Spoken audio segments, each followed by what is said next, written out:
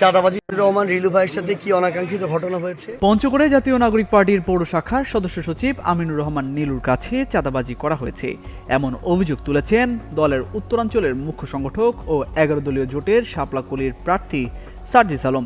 সামাজিক যোগাযোগ মাধ্যমে চাঁদাবাজির অভিযোগ তুলে বুধবার রাত 11টার পর ওই নেতার বাড়িতে গেলে ভোটকে ঘিরে টাকার বস্তা থাকার অভিযোগ তুলে স্থানীয়রা তোপের মুখে ফেলেন সার্জিসকে।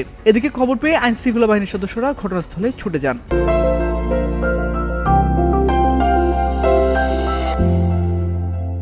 এর মাঝে সার্জিস নিজের অবস্থানের কথা উল্লেখ করে চাঁদাবাজির অভিযোগ তুলেন।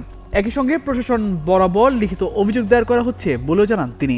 এ সময় সাংবাদিকদের সার্জিস বলেন, এনসিপির পঞ্চগড় পৌর শাখার সদস্য সচিব আমিনুর রহমান নীলু চাঁদাবাজির শিকার হয়েছেন। প্রশাসনের কাছে লিখিত অভিযোগ দেওয়া হয়েছে, চাঁদাবাজির সব প্রমাণ আছে, কিন্তু কিছু পেজ ও আইডি থেকে যে প্রোপাগান্ডা ছড়ানো হচ্ছে তা সময়ের সাথে সাক্ষী হয়ে থাকবে। এভাবেই প্রোপাগান্ডা ছড়ানোর মাধ্যমে ধীরে ধীরে ফ্যাসিস্ট তৈরি হয় বলেও মন্তব্য করেন তিনি। এদিকে এ বিষয়ে সদর থানার ওসি আশরাফুল ইসলাম বলেন, এ ব্যাপারে কেউ কোনো লিখিত অভিযোগ করেননি।